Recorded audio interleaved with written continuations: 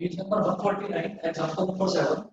Example number 7 में फिर से आपको करा रहा हूँ, जिसका मैं एक पार्ट आपको करा चुका था, बाकी के पार्ट सभी हो जाएंगे। देखिएगा, अगर मान लीजिए हमारे पास एक ये ट्रायंगल है ए बी सी, ये ट्रायंगल है और इसमें एबी का मिड पॉइंट दे रखा है डी, एबी का मिड पॉइंट है डी, बीसी का मिड पॉइंट है ई और एसी का मिड पॉइंट है F.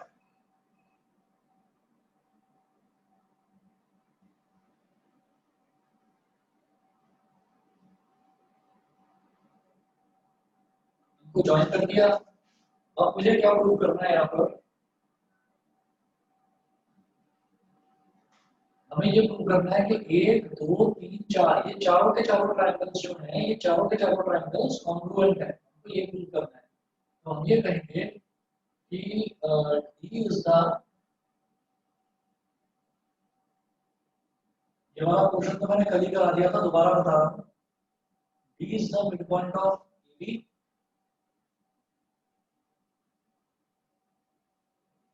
D is the mid point of AB, F is the mid point of AC.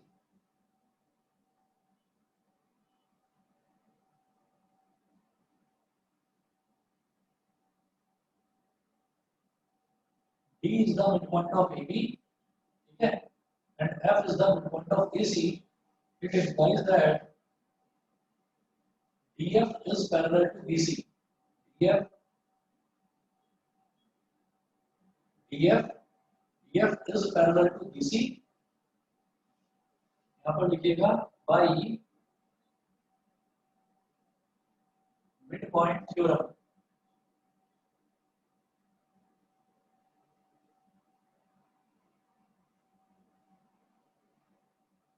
By midpoint theorem, DF is parallel to BC. तो अब हम ये कहेंगे कि DF BC के पैरेलल है ना, and DF is equal to half of BC. It implies that अगर DF जो है वो BC के पैरेलल है, तो DF इसका मतलब BE के भी पैरेलल है, क्योंकि BE जो है वो BC का ही तो एक हिस्सा है, BC का ही तो एक पार्ट है BE, तो DF BE के भी पैरेलल है। It implies that DF is parallel to BE and DF is equal to, क्योंकि DF is equal to half of BC है और BC का हाफ क्या है BE, तो मैं बोलूंगा DF is equal to BE। बताइए सभी को क्लियर है? बताइए सभी को क्लियर है? ठीक है? Yes sir.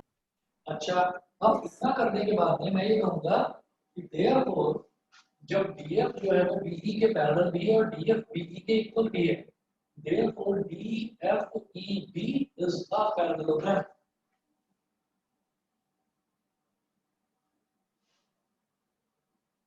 Therefore DFEB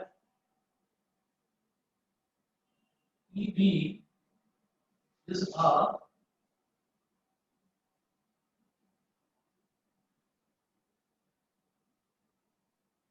therefore DFEB is a parallelogram। ये पैरेललोग्राम हो गया। अब इसमें हम क्या करेंगे, now DE is the diagonal of this parallelogram। तो हम ये कहेंगे triangle DFE, so triangle DFE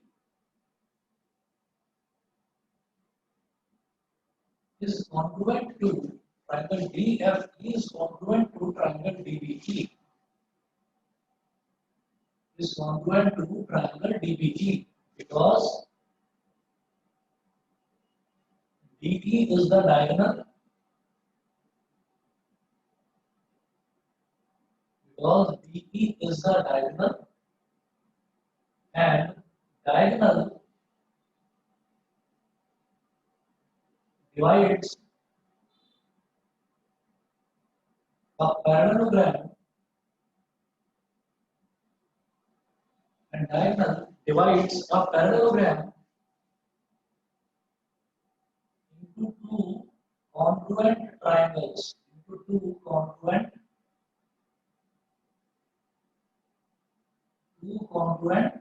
triangles। ये हो गया, ठीक है। तो एक चीज तो ये होगी, इसको बोल दीजिए इक्वेशन नंबर 1। उसके बाद मैं फिर से ये कहता हूं कि DF, अब हमने ये बोला यहाँ पर कि DF BC के पैरेलल था, है ना? Since we have already seen that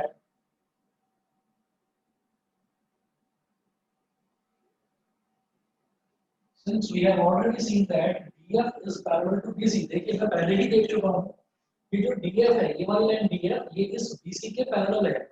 मैं दोबारा लिख रहा हूँ, since we have already seen that DF is parallel to BC, DF is parallel to BC and DF is equal to half of BC। DF जो है मैं पहले देख चुका हूँ कि DF is parallel to BC and DF is equal to half of BC, BC के आधे के इक्वल है ना? ये हमने देखा। तो हम यहाँ से बोलेंगे कि जब DF BC के पैरेलल है तो इसका मतलब DF BC के भी पैरेलल होगा, क्योंकि जो BC है वो इस लाइन BC का ही तो एक छोटा सा पार्ट है, तो इसका मतलब DF BC के भी पैरेलल होगा। It implies that DF is parallel to BC and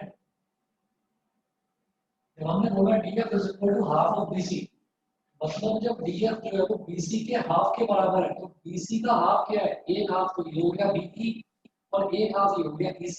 तो जैसे यहाँ पर मैंने मेंशन करा था कि DF is equal to BE, इसी तरह से मैं यहाँ पर ये भी तो बोल सकता हूँ DF is equal to EC। बताइए, बोल सकते हैं ना ऐसा? And Yes, sir. is equal to EC, तो जब DF EC के पैरेलल भी है और जब DF EC के इक्वल भी है, तो हम कहेंगे therefore DFCE is also a parallelogram। DFCE is also a parallelogram। DFCE भी एक पैरेललोग्राम हो गया। जब DFCE एक पैरेललोग्राम है तो मैं बोलूंगा, हम कहेंगे कि triangle FDE is congruent to triangle FCE।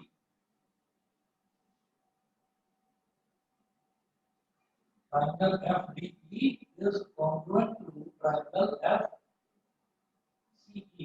इसको बोले आप इक्वेशन नंबर 2, और रीजन लिखेंगे since here FE is the diagonal,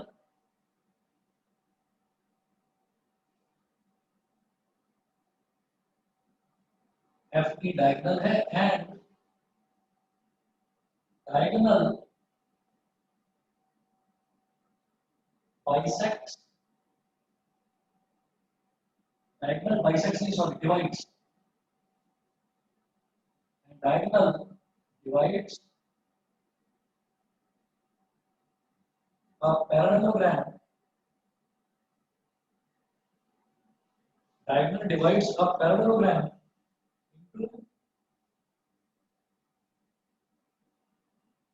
into two congruent triangles।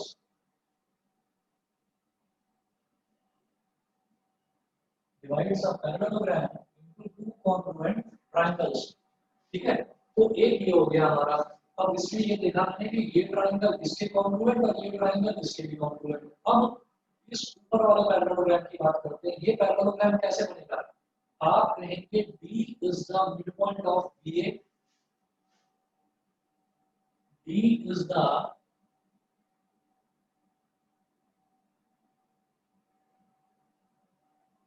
midpoint of BA, पहली चीज D is the midpoint of BA and E is the midpoint of BC।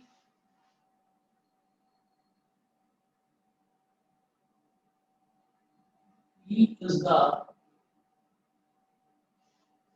midpoint of BC। ठीक है, तो D तो हो गया BA का midpoint, E हो गया BC का midpoint। therefore DE is parallel to AC।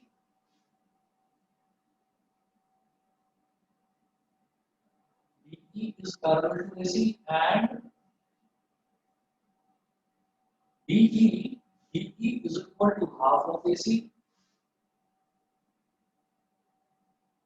और यहाँ आप लिख देंगे बाई मिड पॉइंट थ्योरम।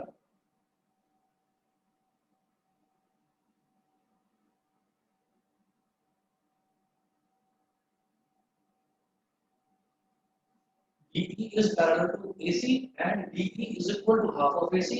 यहाँ रीजन में लिख देंगे बाई मिड पॉइंट थ्योरम। अब ये करने के बाद में आप ये कहेंगे therefore it implies that DE is parallel। देखो DE जब है, ये जो लाइन है ना DE, जब ये AC के पैरेलल है तो इसका मतलब ये AF के भी पैरेलल होगी and DE is equal to half of AC। ये जो DE है ये AC के हाफ के बराबर है। अब AC का हाफ कितना होगा, AF भी कह सकता हूँ और FC भी कह सकता हूँ। तो हम क्या करेंगे, हम तो AF कहेंगे इसको। DE is equal to AF।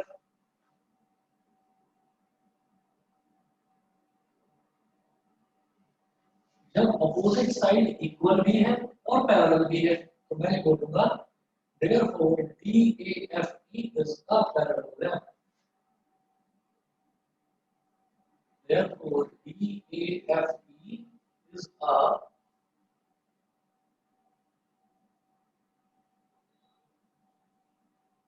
a parallelogram। So triangle ADF is congruent to triangle EDF। और बेटा रीजन में यही वाला लिखेंगे आप, क्यों, देखो DAFE ये पैरेललोग्राम बन गया। तो अब ये जो DF है ये तो इसका डायगोनल हो गया ना, और डायगोनल क्या करता है, पैरेललोग्राम को दो कॉन्ग्रुएंट ट्रायंगल्स में डिवाइड कर देता है। Since DF is the diagonal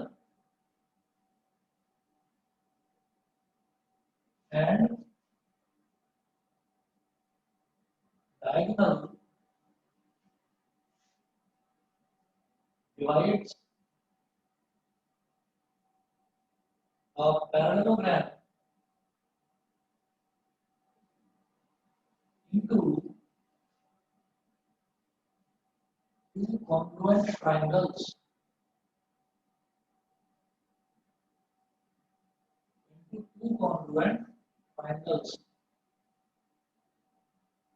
So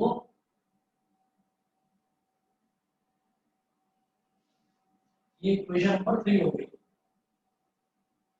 तो मैंने देखा कि यहाँ पर DFE DBE के पैरेलल, यहाँ पर DFE कहेंगे इसको FE को, तो ये वाला ट्रायंगल इसके भी कॉन्ग्रुएंट और ये DFE को मैं EDF भी बोल सकता हूँ, ये इसके भी, मतलब एक बार ये ट्रायंगल इसके कॉन्ग्रुएंट, एक बार ये ट्रायंगल इसके कॉन्ग्रुएंट, एक बार ये ट्रायंगल इसके कॉन्ग्रुएंट। तो इसका मतलब so from first second and third we get triangle ADF is congruent to triangle DEF is congruent to triangle DBE is congruent to triangle FEC। मतलब ये चारों के चारों ट्रायंगल कॉन्ग्रुएंट हो गए। बताइए जी, सभी को समझ में आ गया? Yes sir. सभी को क्लियर है? ठीक है, चलिए जी, ये एग्जांपल नंबर 7 हो गया। बताइए प्रोजेक्ट का क्लियर है? प्रोजेक्ट का क्लियर है ये? Yasa? Yes sir. Inder?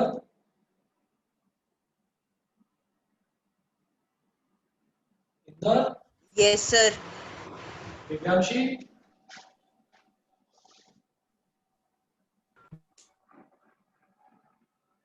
Divyanshi clear है? शिवांश? यस सर क्लियर है। सर आप मेरा नाम ले रहे थे? ओके ओके, अक्षत और आदित्य तुम दोनों बताओ, समझ गए? Yes sir. Anmol? Yes sir. ठीक है। अच्छा कल जो है ना, कल मेरे को आपके नोट्स भेजने थे ग्रेविटेशन के, लेकिन कल क्या हुआ था कि आपके बैच के बाद ही मेरे सिस्टम में कुछ प्रॉब्लम आ गई थी, ये चला ही नहीं था, तो आगे के बैचेस नहीं चल पाए, तो मैं इसी को ठीक कराने में लगा हुआ था, तो इस वजह से मैं कल कुछ कर ही नहीं पाया। आज ही ये ठीक हुआ है, आज ही करवा कर लाया, तो आज आपको भेज दूंगा मैं ग्रेविटेशन के नोट्स। और मैंने फ्राइडे बोला था आपका टेस्ट लेने के लिए, फ्राइडे कल है, कल ना लेकर मैं परसों लूंगा, सैटरडे वाले दिन लूंगा टेस्ट, तो आज रात को भेज दूंगा मैं आपको, ठीक है। चलिए जी अगला देखते हैं, एग्जांपल नंबर 8।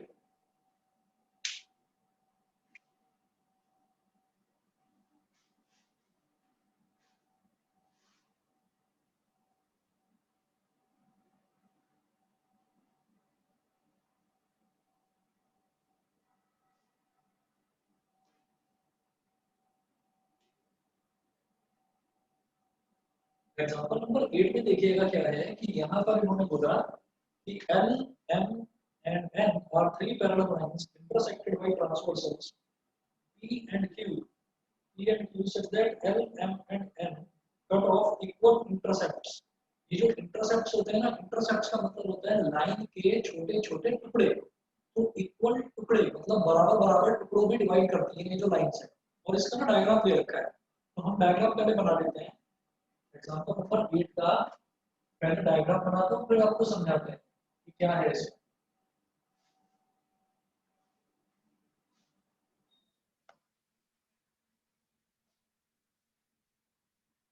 तीन पैरेलल लाइंस दे रखी हैं, एक लाइन है L,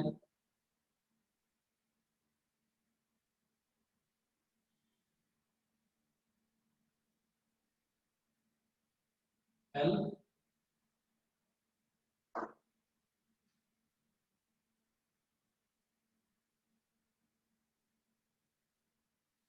एक लाइन है M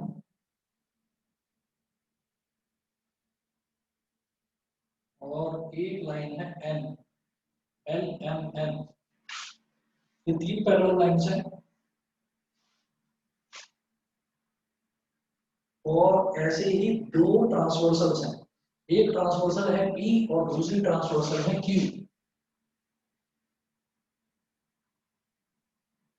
एक ट्रांसवर्सल है P और दूसरी ट्रांसवर्सल है Q, एक P है और एक Q है। अब A से F को इन्होंने ज्वाइन कर रखा है,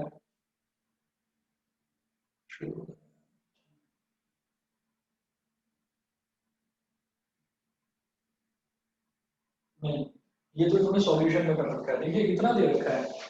अब ये बोल रहे हैं, ये डायग्राम है, अब आप देखिएगा इसमें क्या ये बताना चाह रहे हैं कि L, M and N are three parallel lines intersected by transversals P and Q such that L, M and N cut off equal intercepts AB and BC on P, AB and BC। तो देखो क्या है, इन्होंने बोला कि ये जो A है ना और ये पॉइंट है B, ये वाला पॉइंट B है, ये वाला पॉइंट A है और ये वाला पॉइंट है C।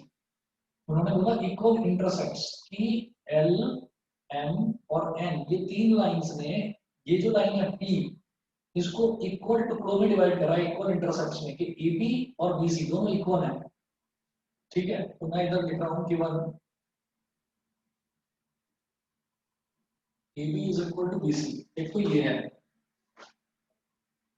उसके बाद यहाँ दे रखा है ये वाला पॉइंट है D, ये वाला पॉइंट है E और ये वाला पॉइंट है F। मुझे प्रूव क्या करना है कि ये जो L, M और N है, इन्होंने इस वाली लाइन को, P लाइन को, ये जो लाइन है पूरी, इसको इक्वल टुकड़ों में डिवाइड करा है, यानी कि AB is equal to BC करा है।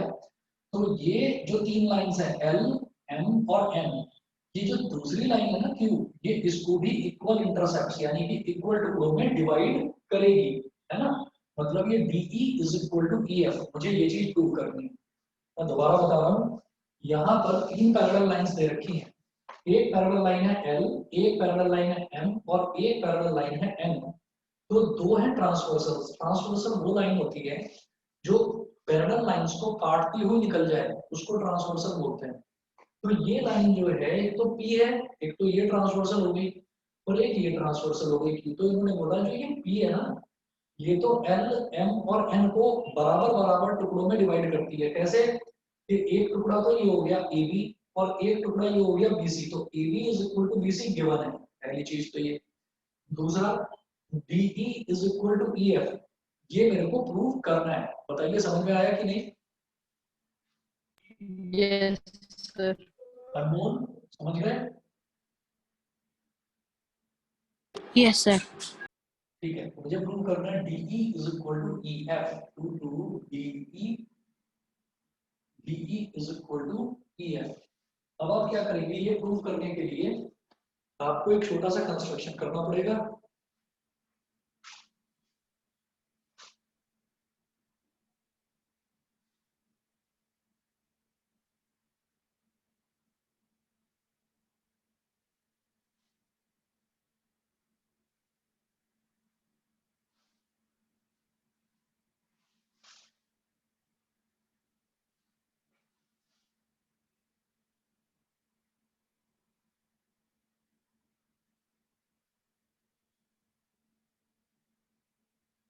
कंस्ट्रक्शन में है जॉइन ए एफ, ए और एफ को ज्वाइन कर दीजिए और ये जो बीच वाला पॉइंट है इसको जी बोल दीजिए, capital G. Join A to F, है ना? मैंने इसको ज्वाइन कर दिया। अब देखिएगा, अब हम यहां पर ये कहेंगे in triangle A C F,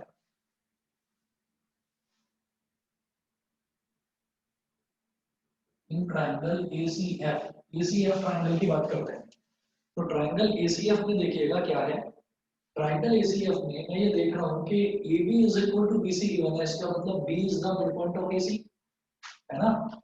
ये दे रखा है A B is equal to B C, इसका मतलब B is the mid point of A C, है ना? और दूसरा एम जो लाइन है और एन लाइन है ये पैरेलल है, इसका मतलब BG is parallel to C F.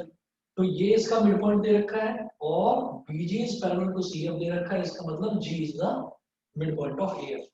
दो चीजें दे रखी हैं, तीसरी अपने आप हो गई। इसको बोलते हैं converse of mid point theorem. बताइए समझ में आ गया? In triangle ACF B is the midpoint of AC. B is the midpoint of AC. ठीक है? रीजन में क्या लिखेंगे?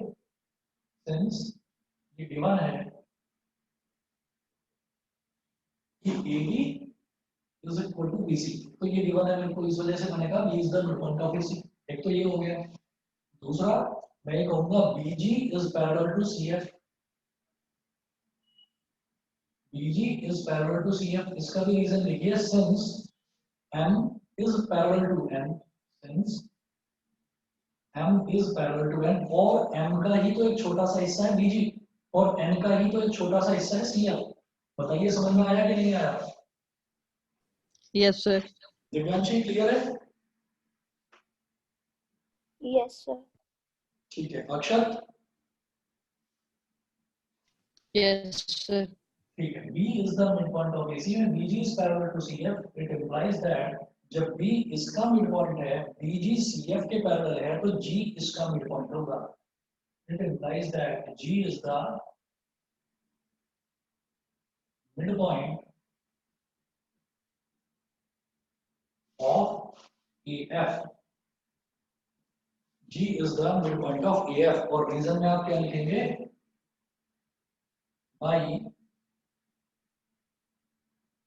converse of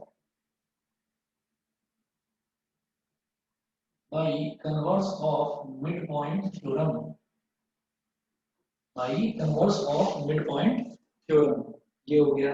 इसके बाद देखिएगा, ये मेरा आया G is the midpoint of AF, इसको बोल दीजिए स्टेटमेंट नंबर 1। ठीक है, ये हमारा फर्स्ट स्टेटमेंट हो गया। उसके बाद मैं कहूंगा now in triangle F D A, Now in triangle FDA,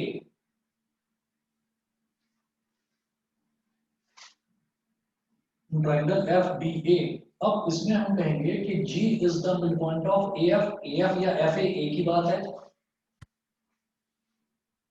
G is the midpoint of FA, reason में मैं लिख दूंगा फ्रॉम फर्स्ट। भाई फर्स्ट स्टेटमेंट में मैंने यही प्रूव करा है कि G is the midpoint of AF, AF मतलब FA, तो G is the midpoint of FA, ये फ्रॉम फर्स्ट स्टेटमेंट से मैंने ये चीज यहाँ पर मेंशन कर दी। उसके बाद हम ये कहेंगे कि and GE is parallel to AD, ठीक है।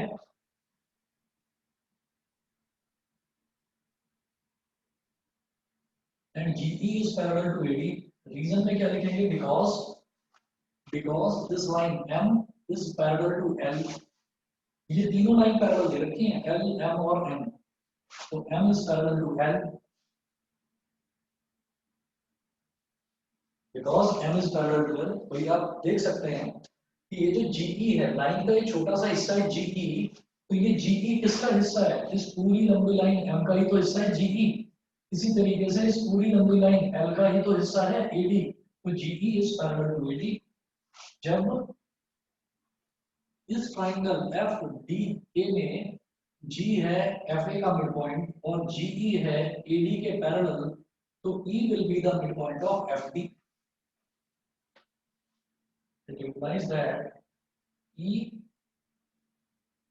will be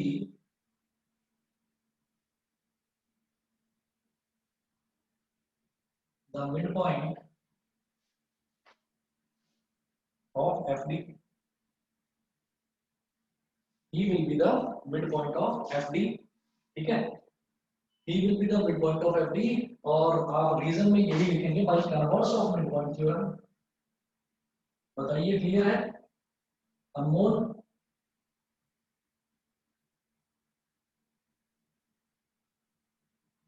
अनमोल बताइए क्लियर है? Yes, sir. By converse of midpoint theorem, ठीक है। और जब ये मेरे पास आ गया कि E is the midpoint of FD, यही तो प्रूव करना था। जब ये इसका मिडपॉइंट है, इसका मतलब ये वाला टुकड़ा और ये वाला टुकड़ा इक्वल है, it implies that DE is equal to EF, और मुझे यही प्रूव करना था इसमें।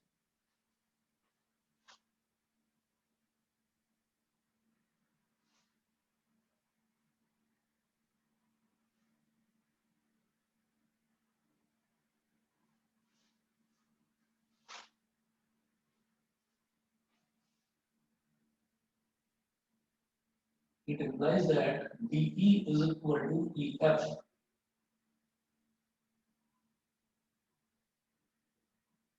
बताइए क्लियर है सभी को? Yes, sir. ठीक है, अच्छा अब एक्सरसाइज शुरू करते हैं 8.2। देखिए इसमें 7 ही क्वेश्चन है बस, और ये जो मैंने मिड पॉइंट थ्योरम में करे, ये 2 ही मैंने क्वेश्चंस करे हैं। तो आप ये देखिए, भले ही कोरोना वायरस की वजह से आपका काफी सिलेबस कम हो चुका है, लेकिन हम जो यहाँ पर कोचिंग में कर रहे हैं, हमारा बिल्कुल टाइम से सिलेबस चल रहा है और ठीक चल रहा है, ठीक है। तो बल्कि हमारे पास तो अगर आप पुराना भी कोई चैप्टर रिवाइज करने के लिए बोलेंगे ना, तो वो भी हम कर सकते हैं, वो भी हम चैप्टर पुराना भी कोई चैप्टर हम रिवाइज कर सकते हैं। तो मैं ये कह रहा हूँ कि जब आप 10th क्लास में पहुंचोगे, तो तब आपसे ये सारी चीजें एक्सपेक्ट करी जाएंगी कि आपको ये मिड पॉइंट थ्योरम भी आती होनी चाहिए। तो तब आप बार बार ये कहेंगे कि भाई कोरोना वायरस की वजह से हमने लास्ट ईयर ये वाला टॉपिक पढ़ा नहीं था, तो थोड़े थोड़े टॉपिक्स हटाए गए हैं, तो हमारे पास टाइम है, हम कर सकते हैं इनको। ठीक, तो आप देखो जरा सा ही है, दो तो एग्जाम्पल देखे मैंने यहाँ पर, एक एग्जाम्पल नंबर 7 और एक एग्जाम्पल नंबर 8, इन दोनों थ्योरम्स के प्रूफ, और उसके बाद एक्सरसाइज में सिर्फ 7 क्वेश्चन है। ये 7 क्वेश्चन करते ही चैप्टर आपका कंप्लीट है। और इंदर तुम्हारा 18th को है ना एग्जाम? इंदर? Yes sir. है ना, और उसमें ये क्वाड्रिलेटरल आ रहा है शायद। यस सर, आ रहा है। सर मेरा भी एग्जाम है 15th को मैथ का। ये क्वाड्रिलेटरल आ रहा होगा, और क्वाड्रिलेटरल आ रहा होगा उसमें। यस सर क्वाड्रिलेटरल भी आ बस तो बहुत अच्छी बात है। क्वाड्रिलेटरल में आप अपने स्कूल में पूछ लेना, अगर वो बोले कि मिड पॉइंट थ्योरम आपको करना है तो इसको रिवाइज कर लेना। अगर वो बोले तो ये आपको आता ही है, और अगर वो बोले कि नहीं करना तो बहुत अच्छी बात है, एक टॉपिक कम हो गया। सर वो मेरे डाउट्स हैं। डाउट्स आपके जो है मुझे भेज दो, मैं आपको करा देता हूँ, इस बार करा देता हूँ, कल या परसों करा देता हूँ। ओके हाँ मुझे भेज देना, व्हाट्सएप कर देना। Okay sir. बस 1 मिनट रुकिए, मैं पानी पी रहा हूँ। सर मेरा एग्जाम है 15th को। क्या बेटा बताइए। सर 15th को मेरा एग्जाम है। कोई किसी चैप्टर में प्रॉब्लम है?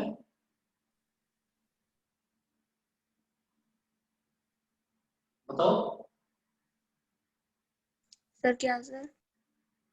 मैं कह रहा हूँ किसी टॉपिक में कोई प्रॉब्लम है तो बताओ। No sir. चलिए ठीक है, अच्छी बात है। सर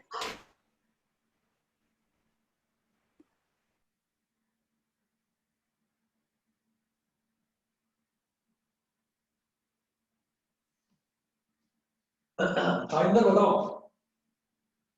सर मैंने आपको मार्किंग स्कीम भी भेजी है चैप्टर्स की। हाँ देखा मैंने, देखा था मैंने।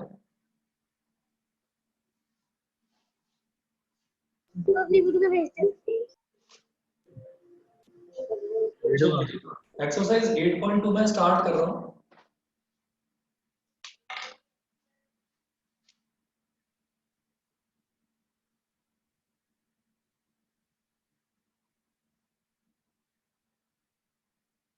एक्सरसाइज 8.2 में दे रखा है कि ABCD is a quadrilateral. ABCD एक क्वाड्रिलेटरल है in which P, Q, R and S are the midpoints of side AB, BC, CD and DA। ठीक, तो यहाँ पर मुझे पहले एक क्वाड्रिलेटर और दूसरा क्या है कि फिगर बनाकर दे रखी है मुझे इसमें। तो जब फिगर गिवन है तो फिर मुझे ज्यादा उसमें दिमाग लगाने की जरूरत नहीं है, पहले तो फिगर बनाऊंगा।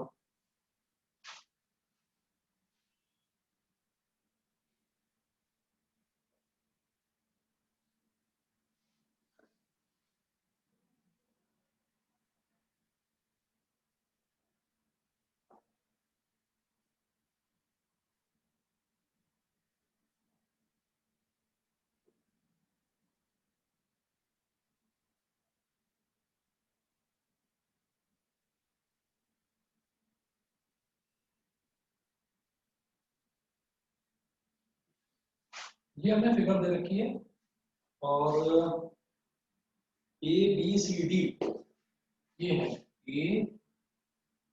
ABC और D। ABCD ये दे रखा है। ABCD is a quadrilateral in which P, Q, R and S are midpoints of the side AB, BC, CD and DA। तो AB का midpoint है P, BC का midpoint है Q, CD का midpoint है R और DA का midpoint है S। ठीक है, अब इन चारों मिड पॉइंट्स को आपस में ज्वाइन कर दिया गया। इन चारों मिड पॉइंट्स को आपस में ज्वाइन कर दिया गया, तो E को ज्वाइन कर दिया Q से, R को ज्वाइन कर दिया Q से, S को ज्वाइन कर दिया R से और S को ज्वाइन कर दिया P से, है ना। तो ये चारों को ज्वाइन कर दिया। चारों को ज्वाइन करने के बाद में फिर A को C से ज्वाइन कर दिया, AC हो गया डायगोनल।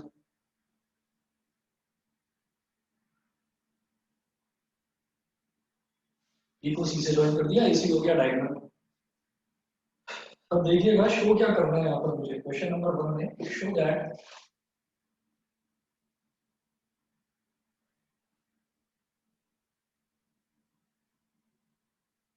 देखिए फर्स्ट पार्ट में शो करना है SR is parallel to AC and SR is equal to half of AC।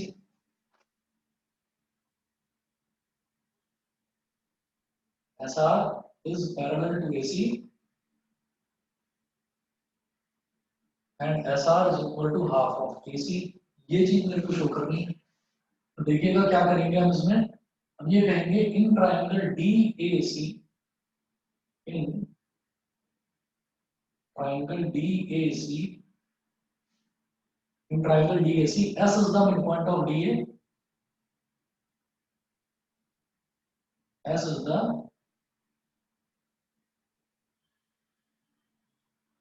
midpoint of DA, R is the midpoint of DC,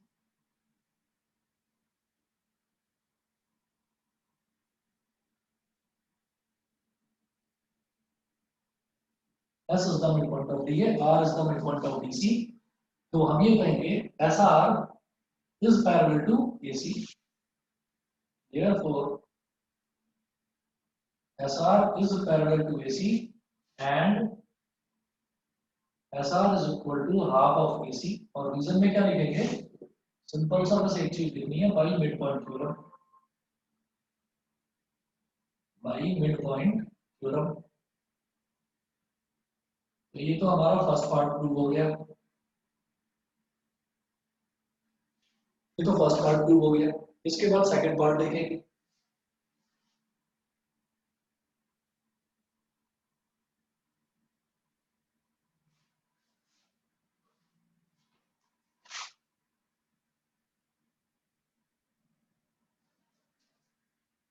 second part देखेंगे। सेकंड पार्ट में मुझे prove करना है PQ is equal to SR।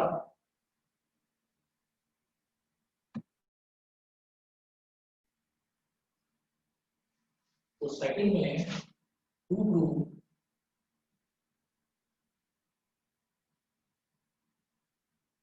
PQ is equal to SR, मतलब ये PQ जो है ये SR के इक्वल है, ये प्रूव करना है। तो हम ये कहेंगे कि इन ट्रायंगल BCA,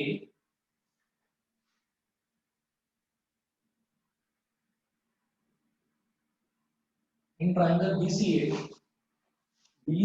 ट्रायंगल में Q is the midpoint of BC,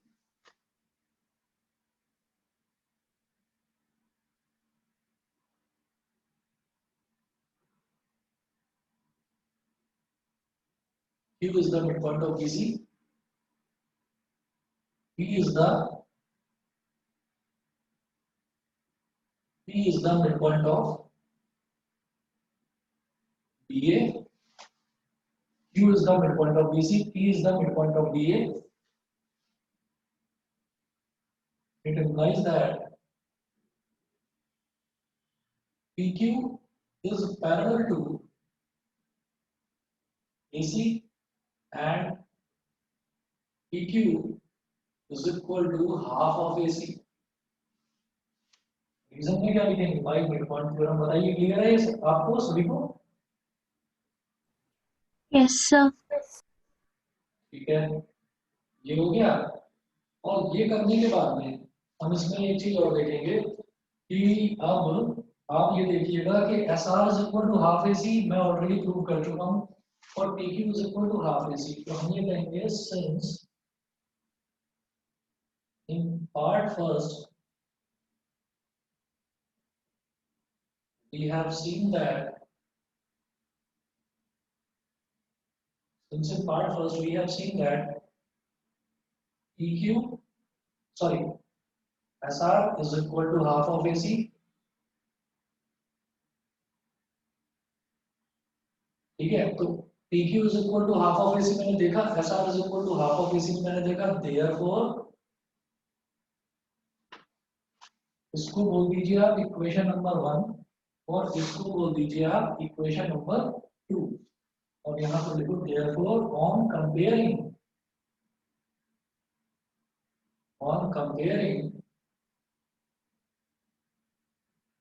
first and second, तो फर्स्ट और सेकंड को जब हम कंपेयर करेंगे तो हम comparing first and second we get PQ is equal to SR। ये प्रूव हो गया, बोलिए ठीक है, समझ गए सभी बच्चे? Yes, sir. ठीक है। उसके बाद नेक्स्ट इधर देखता हूँ मैं कि थर्ड पार्ट इसका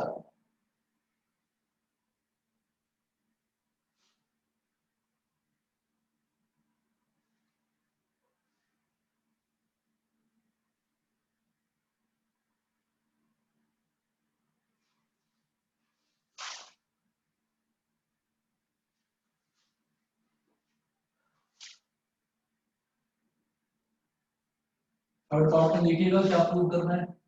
टू प्रूव थर्ड पार्ट में मुझे प्रूव करना है P Q R S is a parallelogram.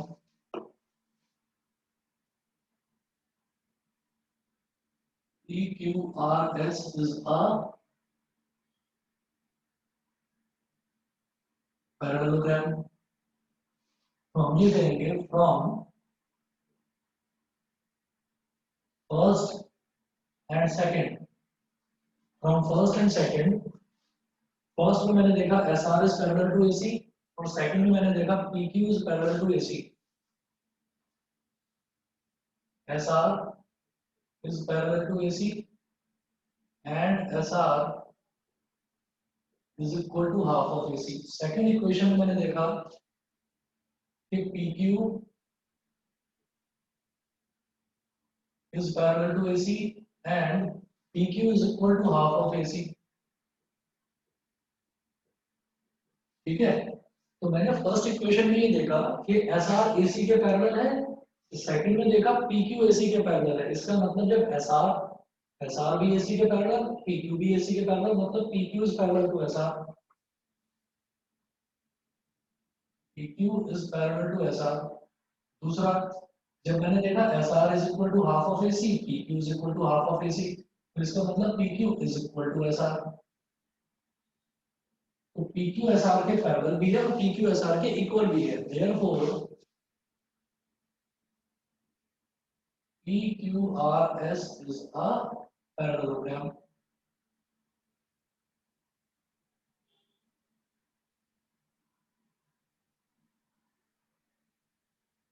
ये प्रूव हो गया, बताइए क्लियर है? Yes, sir. है ना? चलिए जी,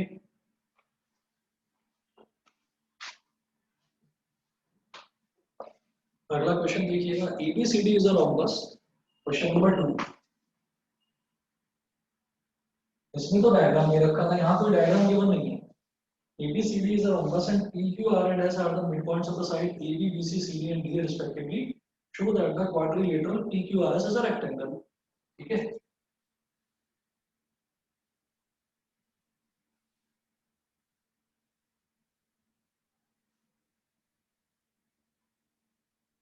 एक रोम्बस दे रखा है मुझे, क्या? ABCD। मैं इसको बोलूंगा A B C D. ABCD is a rhombus, ये दे रखा है। And PQ, R and S are the mid points of the side AB, BC, CD and DA। AB का मिड पॉइंट है P,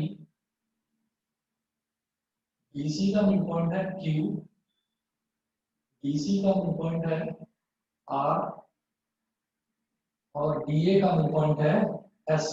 इनको जोड़ दो, P को Q से ज्वाइन करो, Q को R से, S को R से और P को S से। इसको ज्वाइन करना है। ये ज्वाइन करने के बाद में अब मुझे ये प्रूव करना है कि पी क्यू आर एस ये जो है ये एक रेक्टेंगल है ना। तो देखो पी क्यू आर एस एक पैरेललोग्राम तो हो जाएगा, वो तो हम प्रूव कर चुके हैं ऑलरेडी।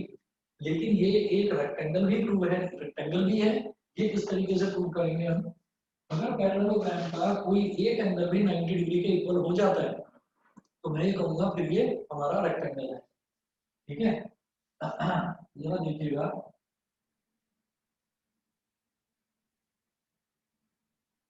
आपने ए से सी को ज्वाइन कर दिया और आधा क्वेश्चन तो बिल्कुल ऐसा ही होगा जैसे क्वेश्चन नंबर 1 करा था।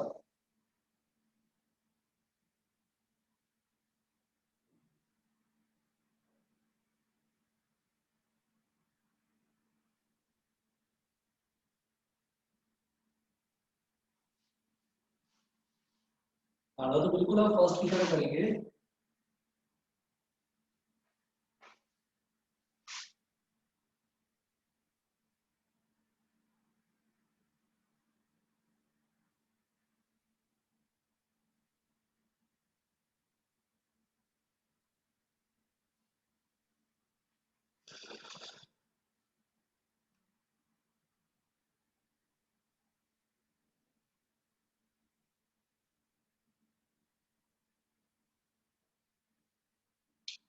देखो जी, यहाँ पर आप लोग एक चीज तो प्रूव कर लेंगे, बिल्कुल सेम है।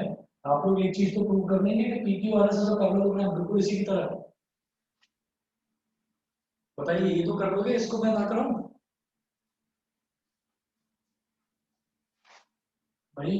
P इसका मिड पॉइंट है और Q इसका मिड पॉइंट है, इसका मतलब PQ AC के पैरेलल हो गया और हाफ ऑफ AC हो गया। इसी तरह से S DA का मिड पॉइंट है और R DC का मिड पॉइंट है। इसका मतलब जो है आपका SR जो है वो AC के पैरेलल हो गया और हाफ ऑफ AC के इक्वल हो गया। तो इसका मतलब क्या है कि SR AC के पैरेलल है और PQ भी AC के पैरेलल है, मतलब PQ और SR आपस में parallel. SR half of AC के इक्वल है, PQ भी हाफ ऑफ AC के इक्वल है, मतलब PQ और SR भी आपस में इक्वल। बताइए, Yes, sir. है ना? तो PQRS एक पैरेललोग्राम तो हो गया। अब ये एक रेक्टेंगल है। रेक्टेंगल कैसे प्रूव होगा? जब हम कहेंगे कि इसके जितने भी एंगल्स हैं वो 90 डिग्री के हैं, कोई एक एंगल भी 90 डिग्री प्रूव हो जाए तो हो जाएगा। आप ये देखिएगा कि जब ये इसका मिड पॉइंट है, जब मैंने कहा ये रोम्बस है, रोम्बस का मतलब AB, BC, CD और DA ये सब इक्वल हो गए, है ना? तो इसका मतलब ये वाली लेंथ मतलब BC का आधा और RC का आधा ये भी इक्वल। इसी तरीके से ये और ये भी इक्वल, क्योंकि सारी साइड इक्वल है तो उनका हाफ हाफ पोर्शन वो भी तो इक्वल होगा। ये भी इक्वल, ये भी इक्वल, ये भी इक्वल, ये भी इक्वल। बताइए, सबको ये चीज समझ में आती है कि नहीं? बताओ। आप ये देखिएगा कि ये जो BC लाइन है, BC AB is equal to BC is equal to CD is equal to DA, तो उनका जो हाफ हाफ होगा वो भी तो इक्वल होगा भाई। ये BC का हाफ BQ और QC ये दोनों आपस में इक्वल। इसी तरह से CD का हाफ CR और CR और DR ये दोनों आपस में इक्वल। ठीक, तो जब ये वाली लाइन इस पूरी लाइन के इक्वल है तो इनका हाफ हाफ भी तो आपस में इक्वल होगा। बोलो, अरे हाँ या ना बताओ, Yes, समझ sir. में आया कि नहीं? क्लियर है? शिवांश बताओ। Yes, sir. अभी मैं ये कहूंगा, जब ये वाली लाइन इस वाली लाइन के इक्वल है तो मेरा ये वाला एंगल और ये वाला एंगल इक्वल होगा। अगर ये थीटा है तो ये भी थीटा। जब ये जितना ये है उतना ही ये है लेंथ, जितना ये है उतना ही ये लेंथ है, तो ये वाला एंगल भी थीटा होगा और ये वाला एंगल भी थीटा होगा। बताइए, समझ गए कि नहीं? यस है ना? अब हम ये कहेंगे इसी तरह से ये वाला एंगल भी थीटा, ये वाला एंगल भी थीटा, ये वाला एंगल भी थीटा और ये वाला एंगल भी थीटा। तो अब मैं क्या कह सकता हूँ? अब मैं ये कह सकता हूँ यहाँ पर कि थीटा प्लस ये वाला एंगल, थीटा प्लस ये बीच वाला एंगल कितना हो जाएगा? 180 डिग्री के इक्वल। ठीक है, अच्छा। और in triangle CRQ, in triangle CRQ या CRQ को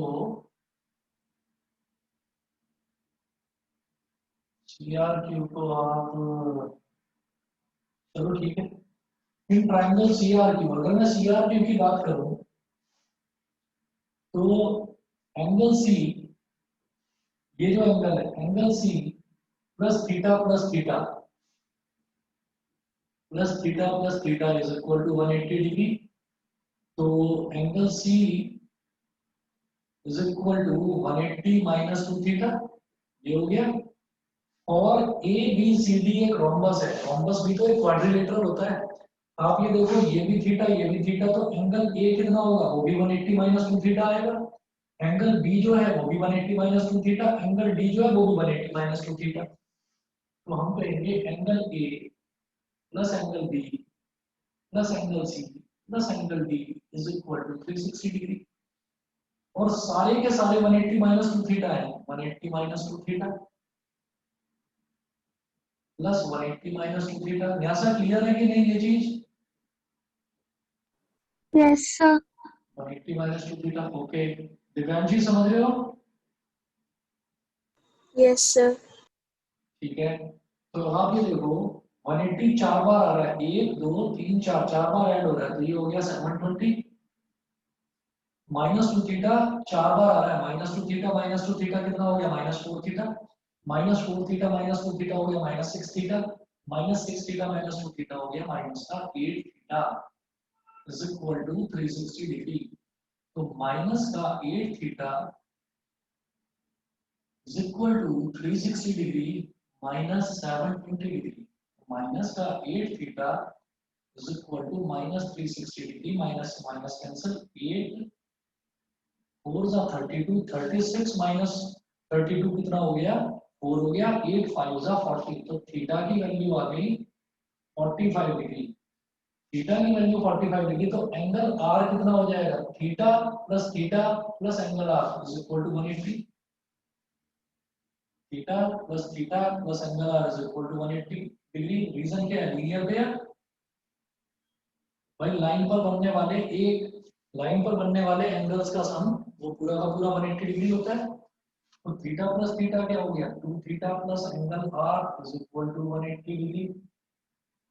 तो angle R is equal to 180 minus 2 into 45 क्योंकि थीटा की वैल्यू 45 आई है और 180 माइनस 90 कितना हो गया 90 डिग्री।